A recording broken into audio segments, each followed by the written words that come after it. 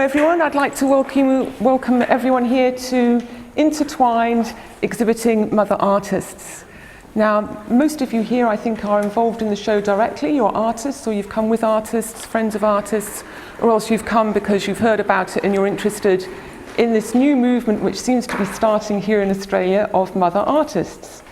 There are new movements around the world in motherhood research in the US and in Canada. In Canada, there's the Mercy movement, which is the Motherhood Institute for Research and Community Involvement, which is involved in researching at York University issues of motherhood and mothers researching social issues. And that includes making art about social issues, which is what I think all the mothers here are doing in this exhibition, making art about social issues from their own perspectives. And they're all very different and diverse and individual. So it's a very interesting exhibition here. My name's Ruth Skilbeck. I'm one of the curators. There are two others, V. Malner and Joan Garvin. And together we have brought together a group of artists, women, mothers from several states, South Australia, New South Wales, and I think Victoria, put together a show of 12 artists. So I'd like to firstly thank the artists for contributing their work. It's a great group of people who've come from far and wide to come to Canberra to the School of Art to present their work in Intertwined. So I'd like to welcome you all very much to the show, and I hope you enjoy it. Thank you. Thanks everyone for coming. It's great to have people from so many different places. We've got artists from Adelaide and Queensland, Mildura, Newcastle, Sydney and Canberra. But basically this show couldn't have happened if it wasn't for this wonderful group of women, Joan Garvin, Ruth Skilbeck, Catherine Walsh and Anna Kerr. And it was about a year ago we were at an A Mercy conference and inspired by the talks there on motherhood and inspired by Jasmine Simmons, whose work's on the wall here too, who talked about her motherhood art. And I think that was very, very inspiring for us and for this show to kick it off the ground, I think. My earliest works on motherhood prior to becoming a mother were called Nuclear Family and Umbilical Iron around about 1989. And these paintings were about the fear of motherhood, the connection and disconnection to family, and the constant questioning of when to be a mother or whether to be one at all. I was doing paintings at university that were a little bit, before motherhood even, I had this fear of it, so I would paint these large paintings of women in domestic scenes with vacuum cleaners wrapped around their waist. And the head of the school came to see my work in the studio and said, well, this is all right for the ladies' tea room, but it's not high art, and walked out. So back then, that was 1990, back then I just sort of felt, well, I have to hide this work, I have to put it away and do sort of other things. And I was always looking, what shall I paint, what shall I do? Often I brought the motherhood paintings out and would have them displayed at Tap Gallery and different shows, but I didn't really take with it as much as I think I will now. Brought it all out of the closet, I think. My own mother actually, when she saw the Intertwined poster up on the wall,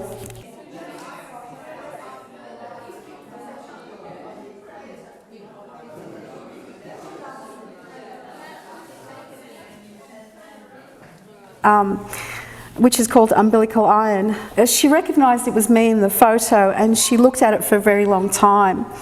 I was nervous and wanted to leave the room, but she said, "Where does the iron cord go?" And I said, "Where do you think?" And she said, "Why is your hair all over your face?" And I said, "So that it's every mother, not identifiably me."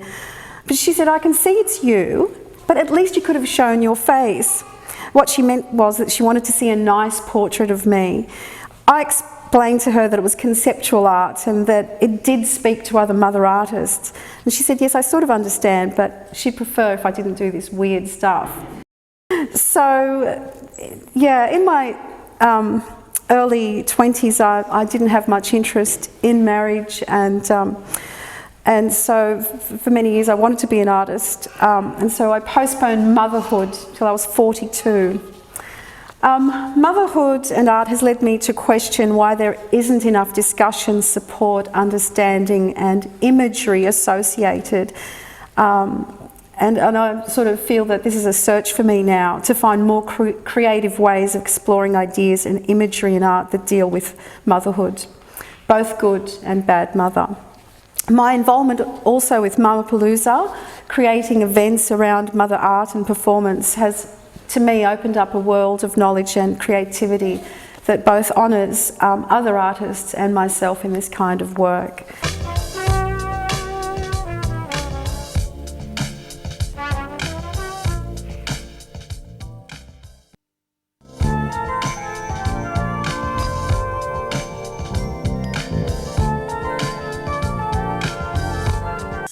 I guess one of the things I wanted to talk about was the A Mercy group that Ruth mentioned. That's how I became involved with this exhibition.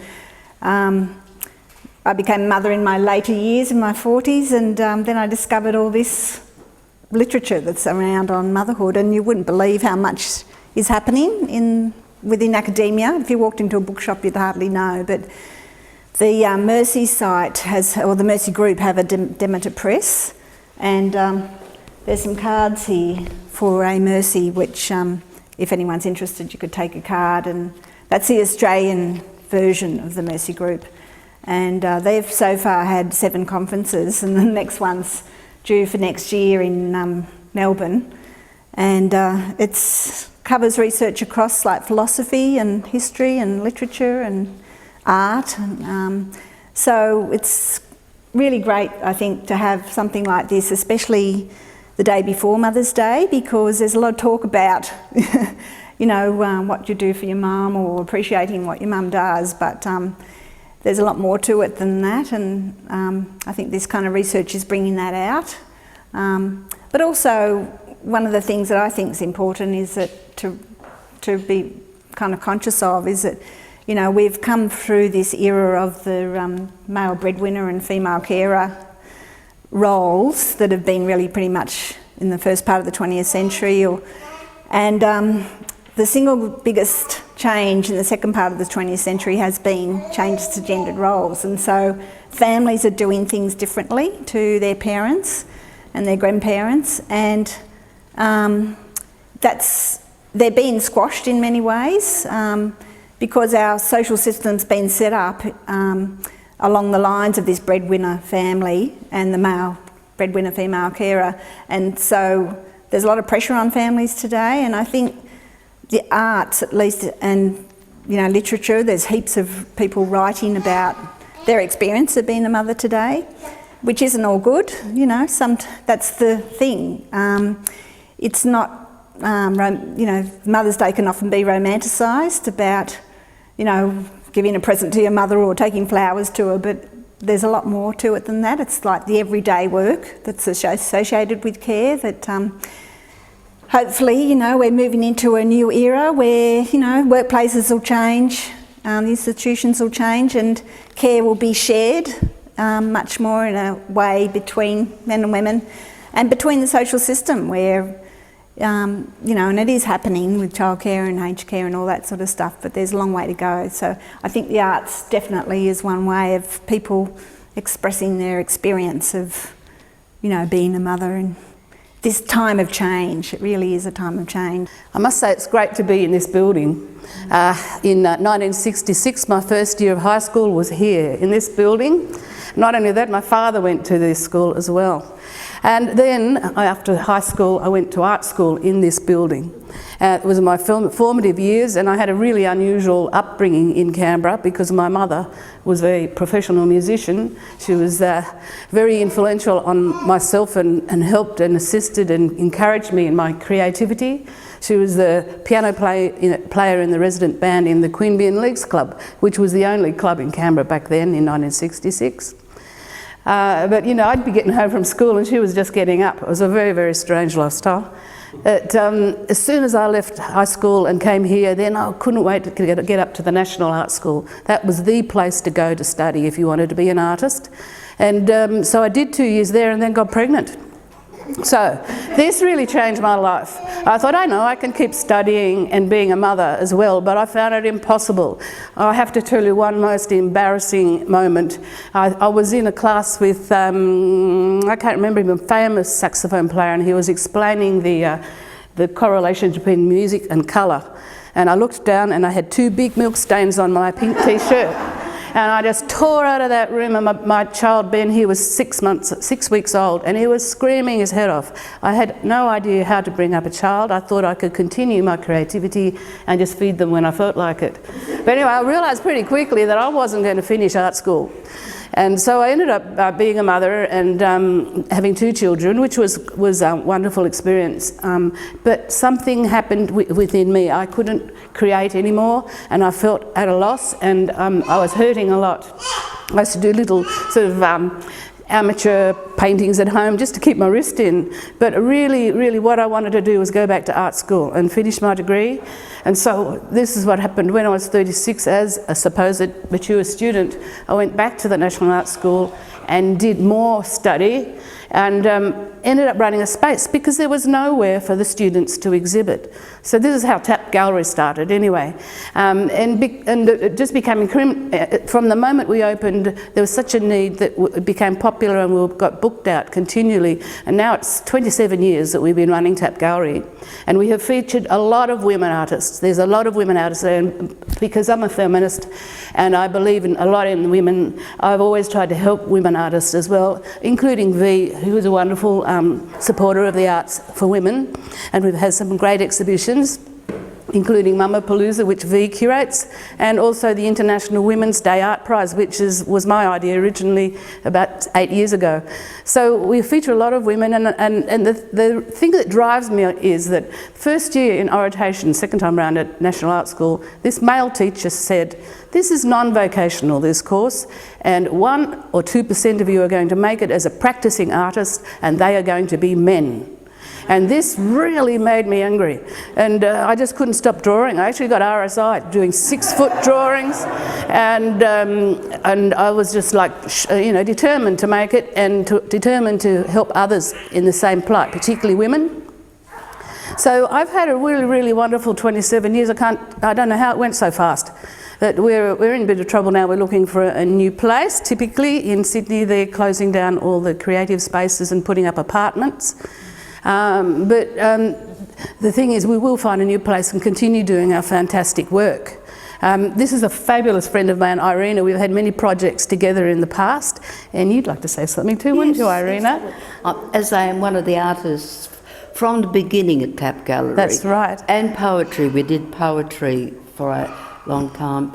And my artistic creativity started later in life, but I considered myself an artist from a young little child. But marriage and a baby at 17, and then 2 more daughters straight after, put an end to all that. And then I started studying Bachelor of Arts and Masters at New South Wales Uni, and then art school came after that. So I did everything back to front, and I finished, and now I paint. And for this exhibition I painted a self-portrait, which I look pensive, and there's just some little bit of paint on the background, but I painted it with a mother sitting there, trying to be a mother and just wanting to slather paint on canvas. So that's all. V and Leslie have supported all sorts of projects that we have done in all the years. So thank you for all that. I'd just like to say one more thing. This will be the second, tomorrow is Mother's Day. This will be the second year without my mother. And I'd like to say she was a great mum.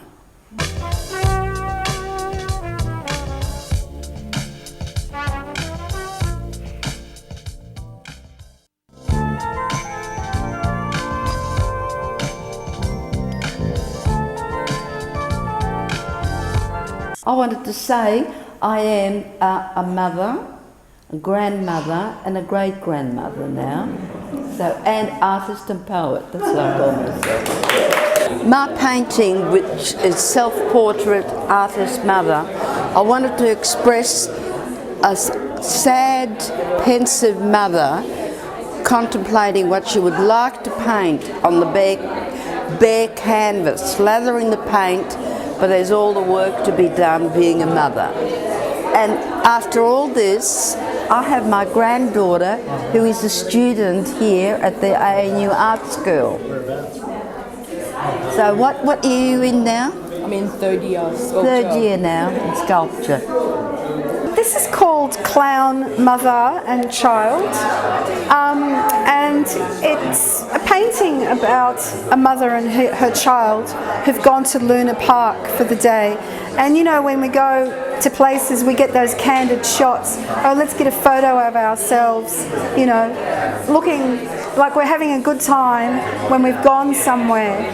Well, this is based on a true experience. I took my son to Luna Park, and he didn't like it. He was terrified of the big mouth that you walk into, and he's not very fond of clowns either. So it was a very difficult day because I had this idea that we were going to have a wonderful time, he and I, going to Luna Park together, and he was just crying the whole time. This image of mothering and it having to always be good, you know, it's not true, you know. Mothering can be a really hard time, so I thought it was really important to put that down, to capture the real image, not the one that, you know, in the photo where they're both smiling, even with the tears. So she's wearing a mask to kind of say, look, I'm coping with this. This is the mask I have to wear as the mother, and we're going to sort of, you know, cope with this. This is the coping mask, and this is where we're at, and this is what we're dealing with. This work is one of my latest. It's actually a burn. It's not a painting. I've used a pyrograph. It's a portrait of my wonderful friend Mia, who is a burlesque dancer, and it's going to go in a book that I'm preparing, which will be about all the wonderful people that have come through Tap Gallery. They'll be interviewed about their experiences and what they're doing, and I'll be painting their portrait, or burning their portrait, as you say. I also have another one over here this one here is of Maggie Walsh, who's a Palm Island poet. She's a fabulous woman, a grandmother and great-grandmother, and she writes bush poetry. Very, very enigmatic woman who comes through TAP and also performs all over Australia, really. So I'm very proud of these two works, beginning of a big new project. I'm going to do two things. I'm going to talk about my artwork, and I'm also going to launch my novel. It's here.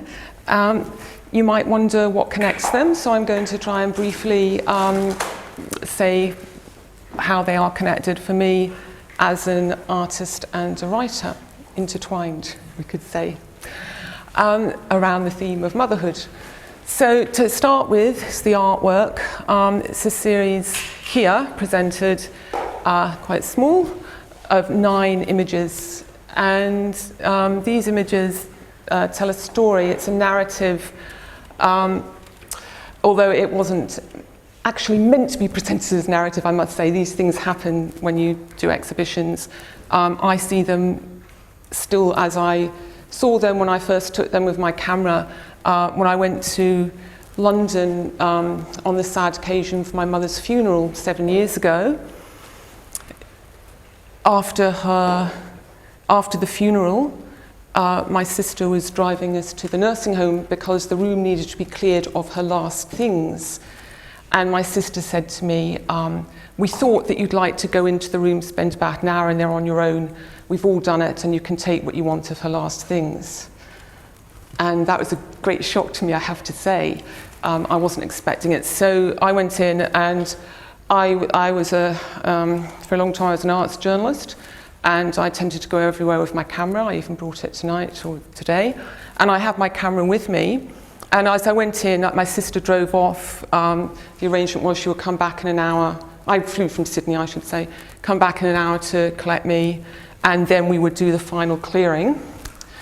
And what I found was, as I walked towards the room, I had never been there before, as an automatic reflex, you could say, I just picked up my camera and just held it in front of my face like a mask or a shield. And there's no other way I could have walked into that room, opened the door, had my camera in front of my face, and I just took photographs of everything I saw in there. So I basically took about over 260 photographs of all the last things in her room. So that's what I took of her last things. And these are just a few of them. I won't really go into any detail. You can look at them if you want. There were titles up, but I actually took them down. They're fairly self-explanatory if you know that's what it is. But so it's that moment. And so I then wrote, because I was also an academic for a while, part-time, I used to write journal articles and do that kind of thing. So I wrote an article about it, about processing trauma and the shock of grief through digital photography. So the series is called Last Things. And as I said, there are many of them, and I do plan to publish them in a book. And I also would like them to be presented as A0 size, about the same size as this, as kind of iconic images of objects, which is how they make most sense to me. But I think it's probably been quite good and perhaps even therapeutic to come back and revisit these images, which have been sitting in my camera for the last 7 years, or on the memory card, and arrange them into this narrative as a kind of way of going through and processing again something that's happened to you. How it's connected to the book is really that this is a novel. That when my mother passed away, after she passed away, I found out a lot of things about her which we hadn't known when she was alive.